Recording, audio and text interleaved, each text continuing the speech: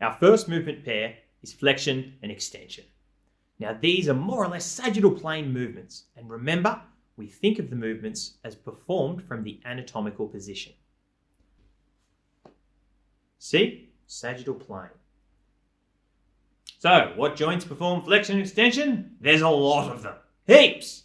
Shoulder, elbow, wrist, fingers, hip, knee, not the ankle. The ankle gets a little bit tricky, but lots of joints do, and that's not all of them. The easiest place to look at flexion and extension is the elbow.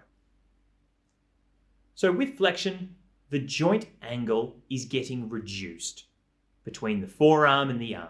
This is very typical of flexion. With extension, it's exactly the same movement, but it's just going in the opposite direction.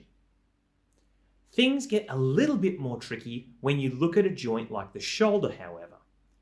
So notice in the elbow, you start, or in the anatomical position, the elbow is in full extension. It's only got one direction to move. With the shoulder, however, the anatomical position allows movement in both directions. So if you're from the anatomical position and you move your shoulder backwards or you move your arm posteriorly, that's extension.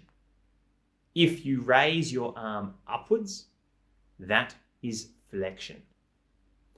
It's important to note that the starting position of the joint doesn't matter. It's just the direction of the movement.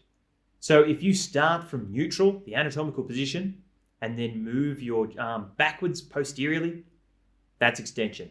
But likewise, if you start in a flexed position and then lower your arm to the anatomical position, that's also extension. Let's have a quick look at how flexion and extension look in other joints.